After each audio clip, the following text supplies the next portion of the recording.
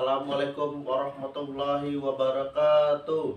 Tabipun, kami dari kelompok 9 akan membahas mengenai perlawanan Kerajaan Bacan dan Jailolo terhadap Portugis dan Belanda dalam hal politik, ekonomi, dan agama.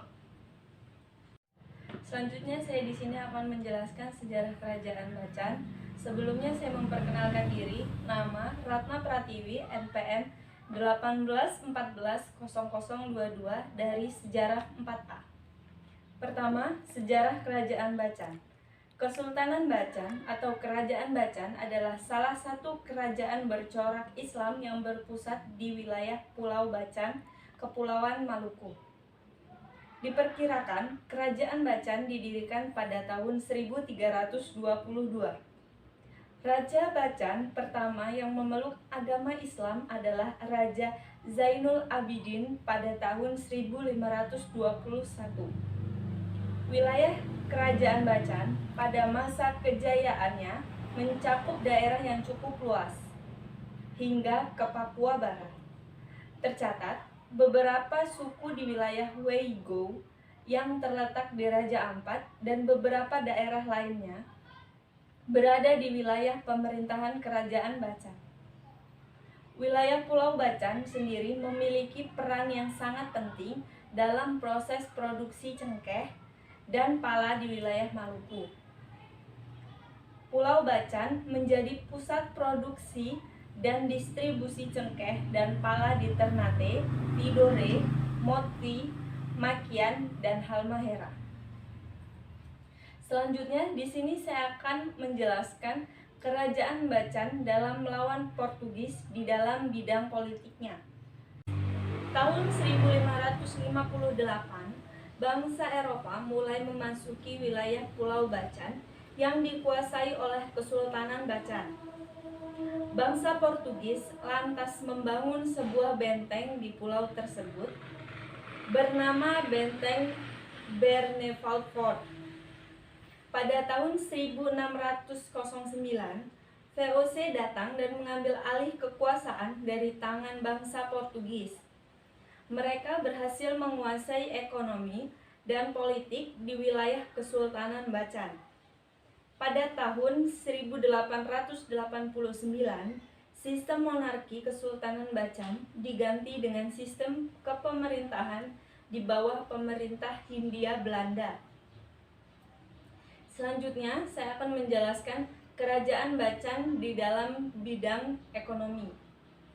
Di Huamual, 100 tahun setelah kondisi untuk membentuk sistem pemerintahan, para pemimpin di timur sering mengirim kerabat dekatnya untuk menjadi Kimalaha atau Kimalaha.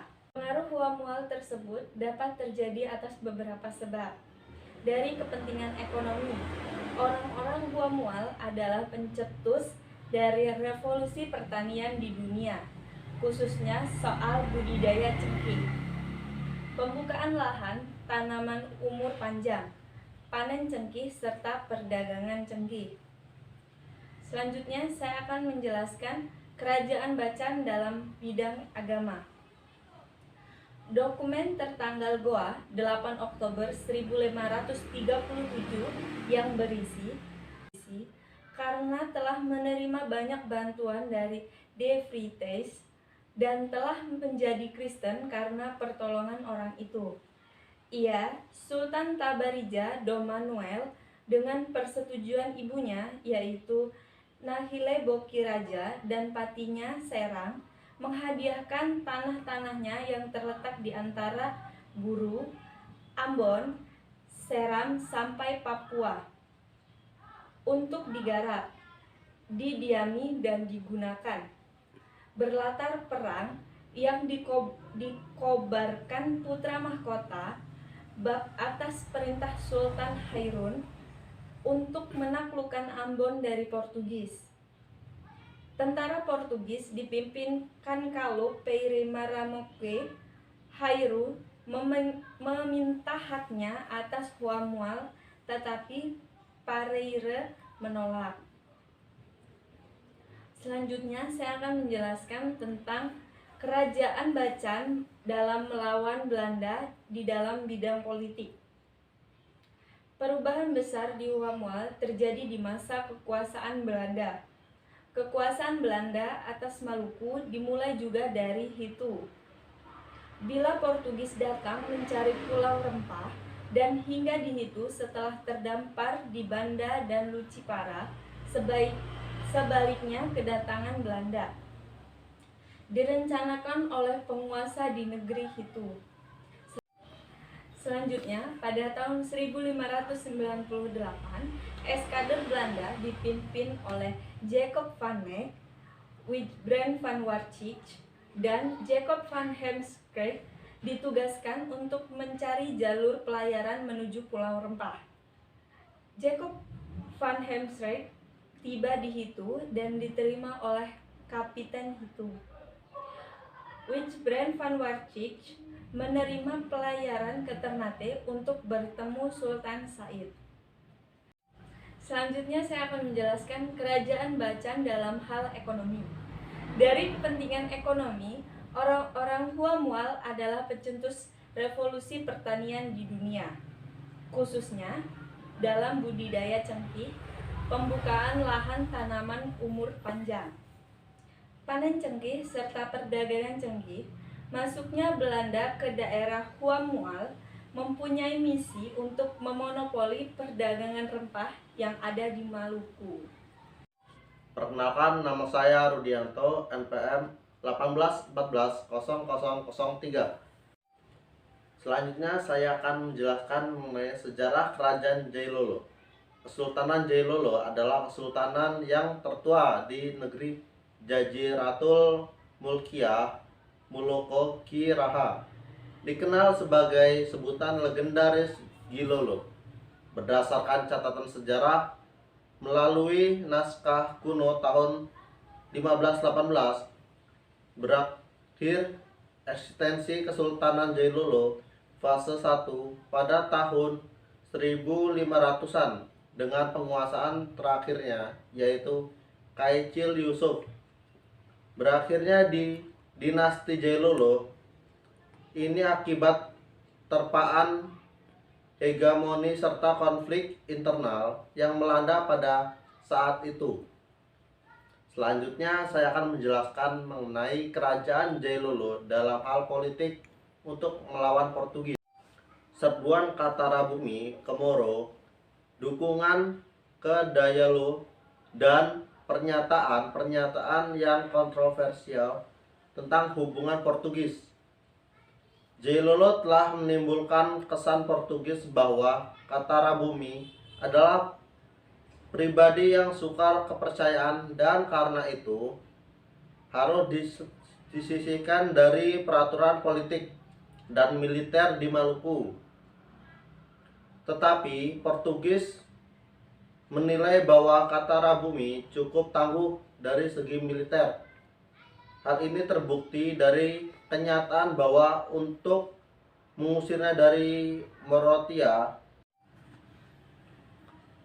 sebagai balasan atas aksi-aksi Katarabumi, Bernardin ke Sousa yang diangkat sebagai gubernur untuk kedua kalinya guna memberi pelayanan pada Katarabumi dengan menyerbu Jailolo pada tahun 1551. Walaupun perang ini diprakarsai oleh Portugis sendiri, tetapi label yang diberikan kepadanya adalah serbuan Ternate dengan bantuan Portugis. Selanjutnya saya akan menjelaskan mengenai kerajaan Jailolo dalam hal ekonomi untuk melawan Portugis. Sekitar tahun 1390, setiap tahunnya cengkeh yang masuk ke Eropa sekitar 6 metrik ton dan buah pala sekitar 1,5 metrik ton. Selanjutnya bangsa Eropa yang pertama datang ke Nusantara, yakni Portugis, kemudian Spanyol, Belanda yang datang ke Indonesia sebagai pedagang. Selanjutnya saya akan menjelaskan mengenai kerajaan Jailolo dalam hal agama untuk melawan Portugis. Pertempuran demi pertempuran besar terjadi di Maluku pada dekade kedua, abad ke-16.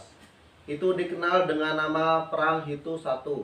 Kedatangan Portugis memicu pertikaian dengan kerajaan Islam yang sudah berdiri sejak tahun 1470, yakni Tanah Hiru, dengan pusat pemerintahan terletak pada jauh dari Ambon, tepatnya di daerah Leihitu. Perang ini dimulai sejak tahun 1520 dan berlangsung lama. Dan prosesnya, tanah itu sebenarnya mulai kelelahan menghadapi Portugis, sehingga akhirnya meminta bantuan dari Jawa yang dikirim Ratu Kaliamat pada tahun 1565. Ia adalah pemimpin Jepara yang juga putri penguasa Kesultanan Demak. Selanjutnya saya akan menjelaskan mengenai kerajaan Jailolo dalam hal politik untuk melawan Belanda. Sejak tahun 1646, VOC mengangkat penguasa lokal yang merupakan orang pilihannya untuk semakin melemahkan kerajaan tanah itu, sehingga pada akhirnya kerajaan tanah itu pun benar-benar runtuh setelah raja pamungkasnya Hunilamu bergelar Latus Sitania VI meninggal dunia pada tahun 1682. Belanda yang berpusat di Ambon sepenuhnya menguasai tanah itu sehingga ratusan tahun kemudian. Selanjutnya, kerajaan Jailolo dalam hal ekonomi untuk melawan Belanda. Setelah Portugis mundur, giliran orang-orang Belanda yang datang pada akhir abad ke-16. Mereka rupanya lebih cerdik dari Portugis dengan mendirikan benteng-benteng pertahanan di sisi barat terluar di wilayah kerajaan tanah itu. Bahkan Belanda berhasil menduduki Ambon pada tahun 1605. Tak lama setelah terbentuknya VOC, 3 tahun sebelumnya, hampir seluruh wilayah kerajaan diambil alih oleh VOC yang melanjutkan dominasinya dengan menerapkan monopoli perdagangan rempah-rempah di tanah itu, juga seluruh Maluku. Selanjutnya, kerajaan Jailolo dalam hal agama untuk melawan Belanda. Agama Islam yang sudah dianut Maluku Utara pun menjalar ke pulau-pulau lainnya, ke sisi selatan, dan pada tahun 1405, tokoh-tokoh Islam dari kerajaan Jailolo bernama Jamilu beserta para pengikutnya datang ke wilayah itu dan mendirikan pemerintahan kecil di Hitu. Kerajaan baru semakin kuat setelah negeri-negeri lainnya ikut andil turut bergabung, yakni Tomu, Hunut, dan Masapal. Sekian presentasi dari kelompok kami, kurang lebihnya kami mohon maaf. Kami akhiri, wallahul muwaffiq ila aqwamit thoriq. Wassalamualaikum warahmatullahi wabarakatuh.